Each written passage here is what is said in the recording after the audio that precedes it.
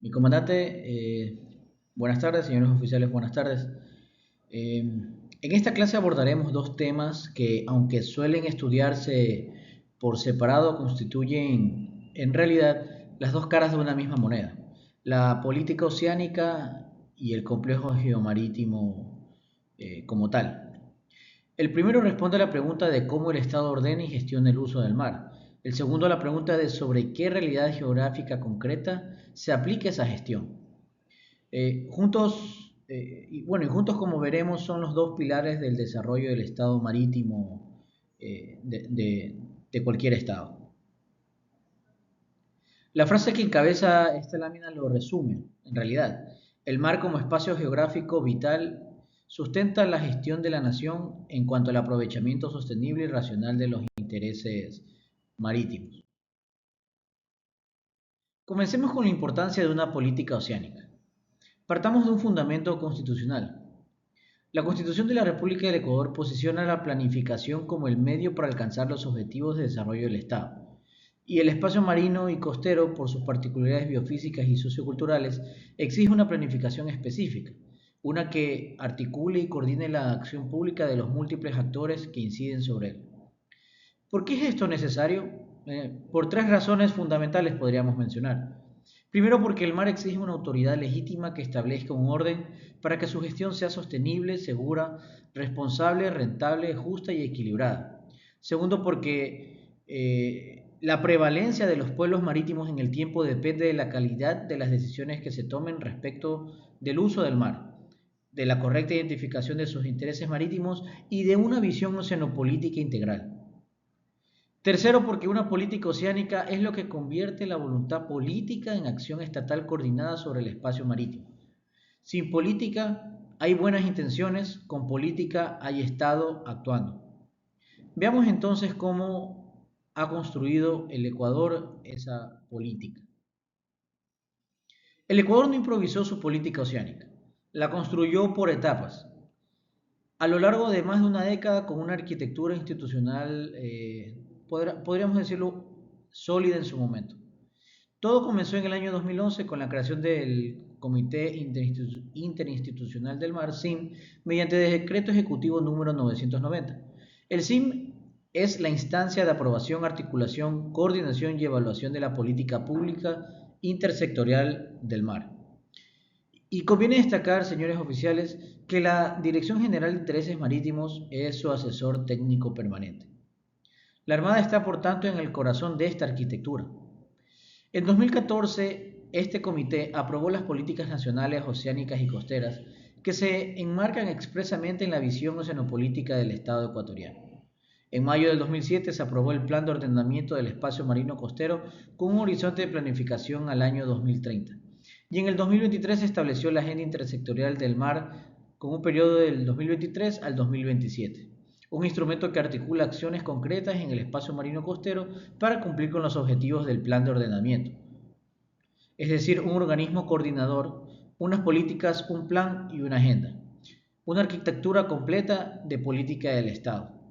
Ahora bien, es cierto que esto ha quedado meramente en documentos escritos y ha habido un problema de materialización de estas políticas públicas o de estas políticas oceánicas. En ese sentido, este año fue aprobada una ley de gobernanza que se hablará más adelante, pero que en breves rasgos crea un consejo, es decir, el antiguo Comité Interinstitucional del Mar pasa a ser Consejo Interinstitucional del Mar con nuevas atribuciones y responsabilidades a cargo. ¿Cuáles fueron las políticas nacionales oceánicas y costeras planteadas en su momento? Estas políticas fueron 9, aprobadas en el 2014. Son 9 ejes que en conjunto cubren toda la dimensión del quehacer marítimo del Estado. El primero es la conservación del patrimonio natural y cultural, los ecosistemas y la diversidad biológica de la zona marina y costera. El segundo, la prevención, control y mitigación de la contaminación. El tercero, el desarrollo, fomento de la investigación científica e innovación tecnológica. El cuarto, el fomento de las actividades productivas y el uso sostenible de los recursos.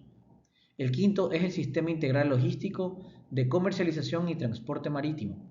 El sexto, y de particular relevancia estratégica, la promoción del Ecuador en el Océano Pacífico y la Antártida. El séptimo, la garantía de los derechos soberanos y la seguridad en el mar, que nos concierne directamente como Armada del Ecuador. Y los dos últimos, la reducción de la vulnerabilidad y la mejora de la adaptación de la población y los ecosistemas, y el ordenamiento territorial oceánico y marino y costero.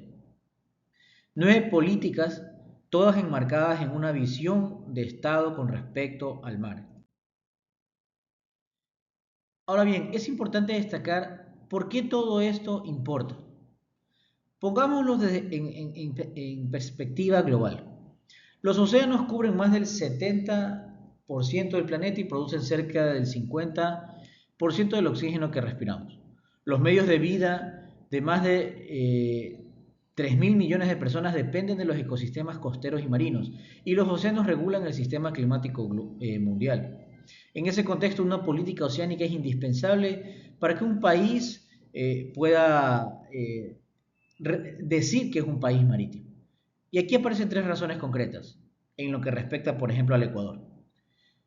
Por coordinación, el espacio marino involucra a decenas de instituciones. Sin una política que las articule, la acción del Estado es dispersa e ineficaz. Por continuidad, recordemos el principio oceanopolítico que ya estudiamos. Las actividades del mar son las primeras que se abandonan ante la inestabilidad política. Una política de Estado asegura permanencia más allá de los gobiernos de turno. Y por proyección, una política oceánica sólida posiciona al Ecuador en el Pacífico y la Antártida y respalda la extensión de nuestra plataforma continental. Ahora bien, la política oceánica ordena el uso del mar, pero cabe preguntarse sobre qué realidad geográfica concreta se aplica. La respuesta nos lleva al segundo tema de esta clase, que es el complejo geomarítimo. El complejo geomarítimo se define según la doctrina básica de la Armada, y cito textualmente, como el conjunto de caracteres marítimos distintivos de un país, derivados de su posición geográfica con respecto al mar, de su entorno natural y de cómo se ha valido en un estado de estas potencialidades. Desglosemos esa definición. El complejo geomarítimo lo constituyen tres factores: la extensión del territorio marítimo, la dependencia económica del Estado respecto a su uso y comercio de los recursos del mar y su posición relativa frente a los grandes centros mundiales de comercio y política. Conviene ubicarlo con precisión. El complejo marítimo es uno de los 6 componentes de los intereses marítimos nacionales que estudiamos en la clase anterior, pero es quizás el más fundamental porque es el que mejor expresa la relación entre la geografía de un país y su destino marítimo. Podríamos decir que es la materia prima geográfica sobre la que se construye todo el poder marítimo del Estado. ¿Y cómo es el complejo geomarítimo del Ecuador? En una palabra, señores oficiales, podríamos decir que privilegiado. Consideremos sus elementos distintivos. Primero, una posición equinoccial única e irrepetible. Pocos países en el mundo tienen la posición geográfica del Ecuador sobre la línea ecuatorial, que le permite proyectarse hacia casi cualquier parte del planeta. Segundo, una relación mar-tierra de 1 a 5. Nuestro territorio marítimo es 5 veces el terrestre. Ecuador es, como afirmó en su momento el señor comandante general de la Armada, 80% mar. Tercero, un doble territorio marítimo, el continental y el insular de Galápagos, cada uno con su propia proyección de 200 millas náuticas. Cuarto, recursos excepcionales, tanto vivos como recursos no vivos, en la columna de agua y en la plataforma continental. Y quinto, una posición estratégica frente a la cuenca del Pacífico, el océano más importante del siglo XXI, como lo mencionamos en clases anteriores. Aquí cito traigo a ustedes una reflexión que nos invita a pensar. Ecuador posee tal cantidad de recursos en el mar que de ninguna manera podría ser considerado un país en vías de desarrollo. Si hubiese tenido mejor suerte con la visión de sus gobernantes en algún momento, tuviéramos una política oceánica desde hace ya varios años atrás. Y eso seguramente nos hubiera conllevado a tener mejores posibilidades en cuanto al desarrollo del Estado. El complejo geomarítimo no termina en el límite de nuestras 200 millas. Se proyecta más allá hacia tres frentes estratégicos. El primero, la alta mar, el espacio más allá de las jurisdicciones nacionales, abierto a todos los estados. Allí se proyectan los derechos y responsabilidades del Ecuador, las áreas de pesca de nuestra flota atunera, la participación en foros multilaterales y la vigilancia contra la pesca ilegal y la contaminación, además de otras amenazas. El segundo es la zona, los fondos marinos internacionales, patrimonio común de la humanidad, administrados por la Autoridad Internacional de los Fondos Marinos. Hoy está autorizada la exploración de nódulos polimetálicos y costras ricas en cobalto. Esto definitivamente exige que el Ecuador fortalezca su capacidad técnica y diplomática para resguardar sus intereses estratégicos en esos fondos marinos. Y el tercero es la Antártida, donde el Ecuador mantiene presencia a través de la estación Pedro Vicente Maldonado, en el marco del Tratado Antártico. Para un Estado mega diverso y ribereño como el nuestro, señores oficiales, instrumentos como el Acuerdo, por ejemplo, de Biodiversidad más allá de las aguas jurisdiccionales, o BBNJ, representan un punto de inflexión para fortalecer la gobernanza oceánica global y con ello nuestros propios intereses nacionales. Lleguemos ahora a lo esencial de este tema. ¿Cómo es el complejo geomarítimo o cómo el complejo geomarítimo impulsa el desarrollo del Estado? Lo hace por cuatro vías. Por la vía de desarrollo económico, porque toda economía azul, es decir, pesca, acuicultura, puertos, turismo, transporte marítimo, construcción naval, entre otros, se sustenta directamente sobre el complejo geomarítimo. Por la vía del desarrollo científico, porque la investigación oceanográfica, hidrográfica, entre otras, transforma el conocimiento del mar en ventaja estratégica y respalda la extensión de nuestra plataforma continental. Por la vía del desarrollo estratégico, porque nuestra posición geográfica privilegiada permite proyectar la influencia del Estado en la región y en el Pacífico. Y por la vía de la soberanía, porque el conocimiento y control del complejo geomarítimo es la base de la defensa de los derechos soberanos del Estado. Todo ello se deriva desde el punto de vista oceanopolítico.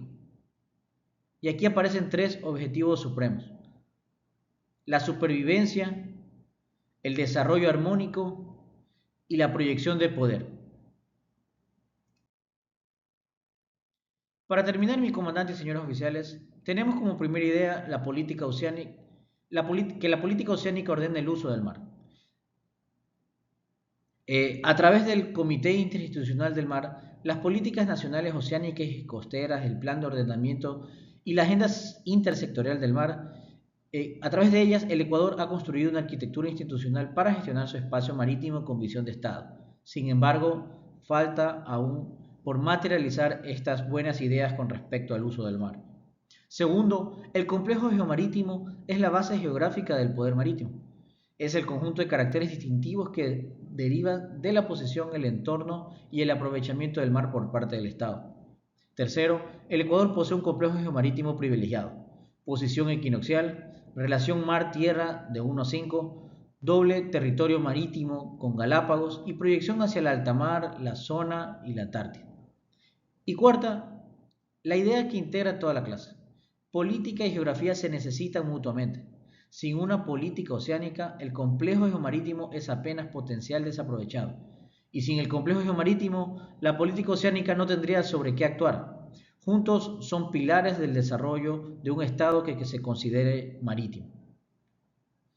Concluyo con las palabras que se encuentran abajo de la presentación.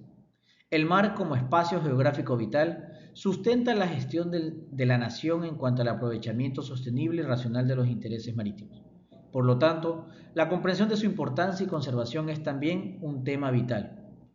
Finalmente, solicito se dignen, les dejo en la plataforma Moodle el enlace donde pueden ver un video resumen de la visión oceanopolítica del Ecuador.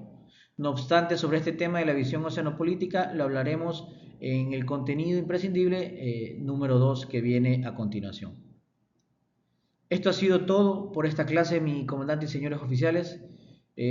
Solicito se dignen, hasta aquí serán las preguntas de la primera tarea formadora. Vale indicar que se dejará un banco de preguntas en la plataforma y estoy atento y a las órdenes ante cualquier duda o inconveniente que tengan mi comandante y señores oficiales. Muchas gracias por su atención, que tengan un buen día.